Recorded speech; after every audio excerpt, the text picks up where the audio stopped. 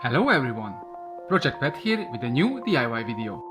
This time we are going to make a small enclosure for a monitor lizard I'm going to get in the near future.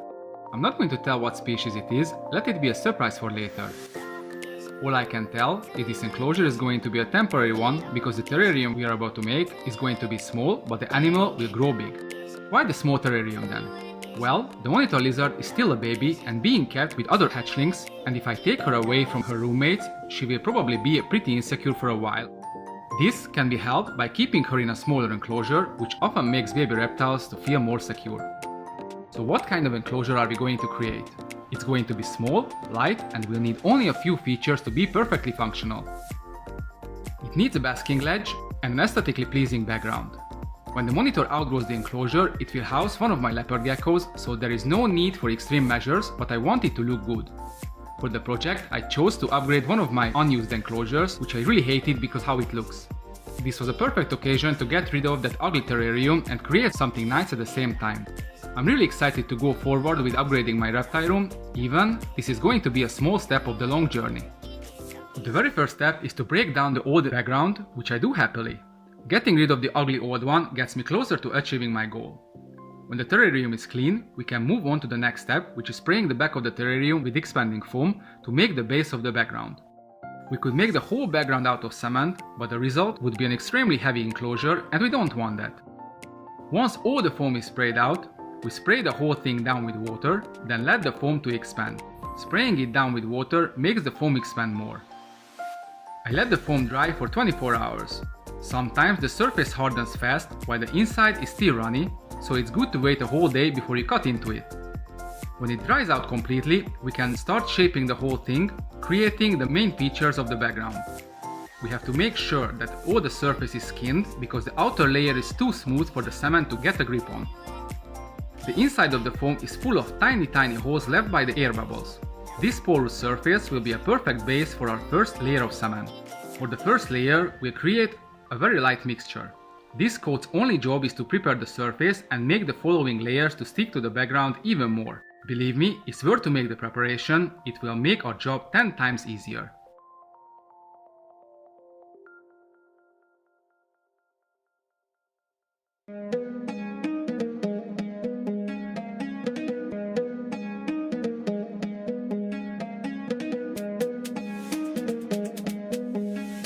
We have to make sure that our mixture is smooth and runny with a consistency close to milk. Once we are done, we apply the whole thing with a brush. It's really important to cover the entire surface with this layer. We leave it to dry for a few hours. The next coat's mix should be thicker than the first one's, but it still has to be runny enough so we can apply with a brush.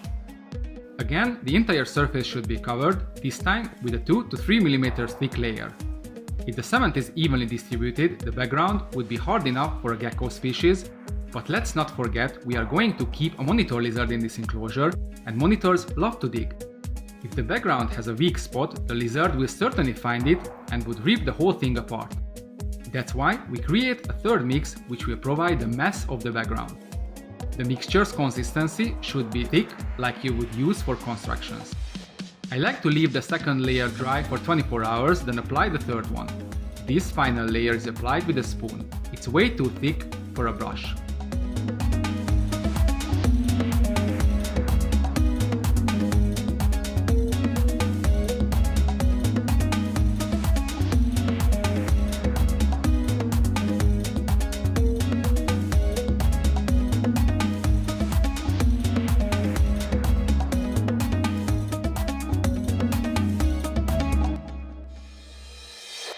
When the layer is applied, I push it down with a piece of cloth so the cement smooth surface turns into a rough stone-like material.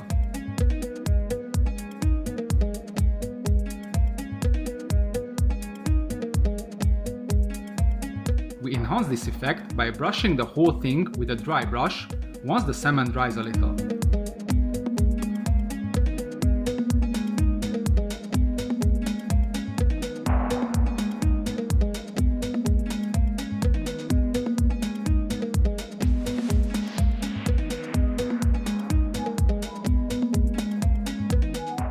We let it dry for another hour, then give the whole thing a naturalistic look by carving little cracks and crevices into the surface with a knife, a fork or something.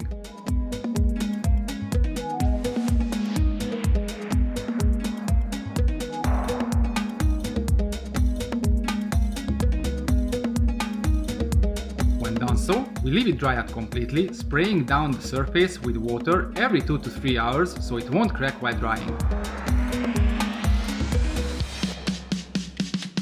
Alright, we have the structure of our background, now we need to color it. There are multiple options to do so. We could use iron oxide pigments, which would give the most naturalistic result, but the surface would stay porous like dry cement, and we don't want that. Why? Because our background would suck moisture in, which would make it impossible to clean urine and poo, which can get there easily. The other method, which I use for all my enclosures where there is no flowing water, is painting the background with a special paint.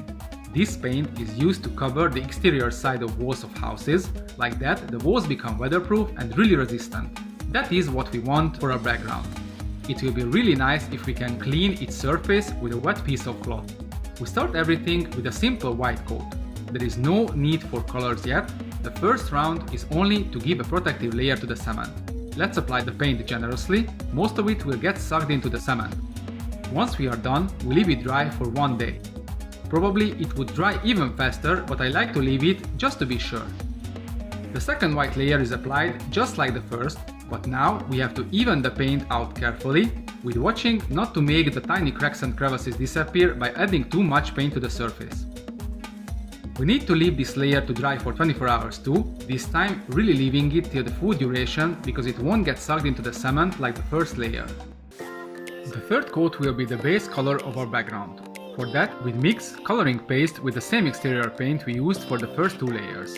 Since it will house an Australian species for a while, I chose colors from Australian landscapes, especially from rocky mountain areas. Our background's main color will be a brownish dark red, so we mix red and brown into the white paint. Once the mix is ready, we can add this layer to the background, watching for every white spot to color perfectly.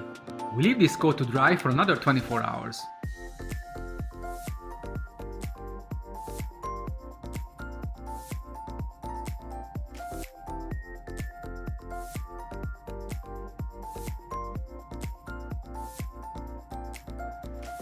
We are almost done now, it's time to color our background.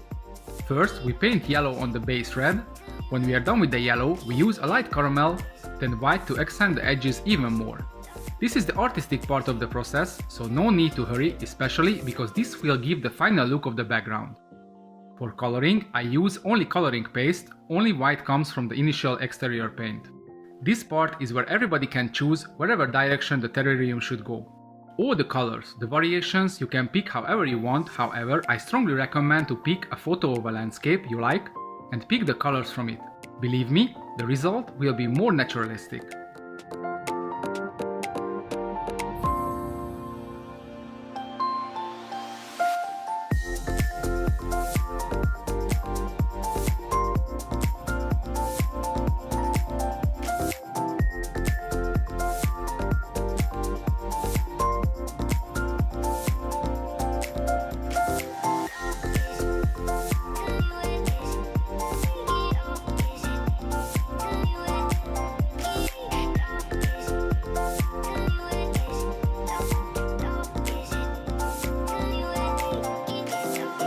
For the color layer, we need only a few hours to dry.